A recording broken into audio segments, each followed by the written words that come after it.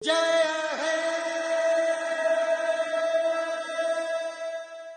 Ma'am, आप कैसे हैं? मैं अच्छी हूँ अभिलाषा, आप बताओ। मैम मैं अच्छी हूँ। मैम आप मुझे ये बताइए, एसआईआर क्या है? देखो, राजस्थान में मतदाता सूचियों की जांच के लिए विशेष गहन पुनरीक्षण कार्यक्रम प्रारंभ हुआ है और इस कार्यक्रम के तहत राज्य के प्रत्येक मतदाता जिनका नाम 2025 की मतदाता सूची में है, सभी को इन्यूमरेशन फॉर्म अर्थात गणना प्रपत्र भरना होगा। मैम मुझे वही तो जानना है कि ये गणना प्रपत्र में हमें भरना क्या है? गणना प्रपत्र बहुत आसान और सरल है, सिर्फ एक ही पेज का गणना सिर्फ प्रपत्र। एक पेज का? बिल्कुल, एक ही पेज का गणना प्रपत्र है और उसमें भी कुछ सूचनाएं पहले से ही प्रिंटेड है। उसमें आपका नाम है, एपिक नंबर है, भाग संख्या है, विधानसभा क्षेत्र का नाम है और पुरानी फोटो इसमें पहले से लगी हुई है। इसके अंदर इन्यूमरेशन फॉर्म में ऊपर का जो कॉलम है उसमें आपको कुछ सामान्य सी जानकारियां स्वयं की भरनी है। तो मैम उनमें हमें क्या भरना है? देखो, सामान्य जानकारियों में आपकी जन्म दिनांक है, मोबाइल नंबर है, माता पिता का नाम है और यदि आप विवाहित हैं तो आपके जीवन साथी का नाम है और यदि इन सब के एपिक नंबर आपके पास उपलब्ध हैं तो वे भी इसमें भर दीजिए। इन्यूमरेशन फॉर्म में ये ऊपर का पार्ट है, नीचे के पार्ट में मैपिंग से संबंधित सूचनाएं भरनी है। मैम मैपिंग क्या होती है? मैपिंग देखो, राजस्थान में जो मतदाता हैं उनकी विगत एसआईआर की मतदाता सूचियों से मैपिंग कर ली गई है। जैसे राजस्थान में विगत एसआईआर 2002 में हुआ था या फिर देश के किसी अन्य राज्य में किसी और समय भी हुआ है, तो यदि उस मतदाता सूची में मतदाता का स्वयं का नाम है, इस स्थिति में इन्यूमरेशन फॉर्म में नीचे के पार्ट में बाएं भाग में वो सभी सूचनाएं भरनी है। तो अगर मैम उसमें मेरा नाम नहीं है तो?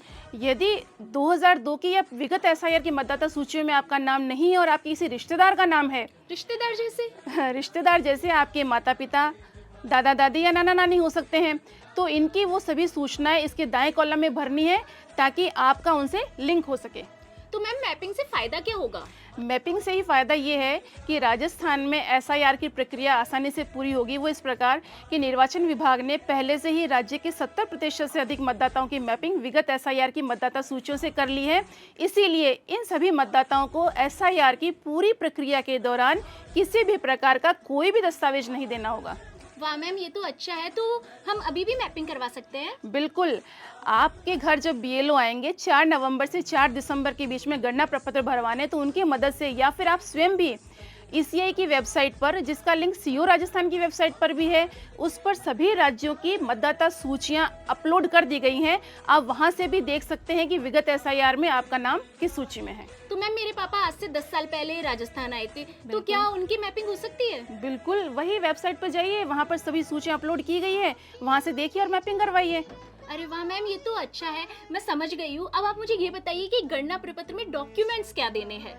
गणना प्रपत्र में जब पहला चरण शुरू हुआ है इन्यूमरेशन फॉर्म भरने का, जब बीएलओ आपके घर आएंगे और अधिकतम बीएलओ आपके घर 3 बार आएंगे 4 नवंबर से 4 दिसंबर के बीच में, इस चरण में राजस्थान के किसी भी मतदाता को कोई भी डॉक्यूमेंट नहीं देना होगा। वाह मैम, ये बहुत अच्छा है। तो मैम अगर मुझे अपने बीएलओ से कनेक्ट करना है तो मैं कैसे करूँ?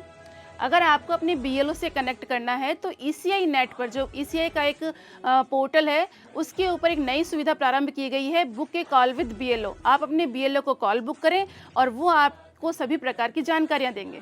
वाह मैम, ये प्रोसेस तो बहुत आसान है, मैं तो आसानी से अपना गणना प्रपत्र भर दूंगी। बिल्कुल, 4 नवंबर से 4 दिसंबर के बीच में राज्य के सभी मतदाता जब बीएलओ आपके घर आएंगे तो अपना गणना प्रपत्र भरकर अपने बीएलओ को दें और जागरूक नागरिक होने की जिम्मेदारी निभाएं। धन्यवाद।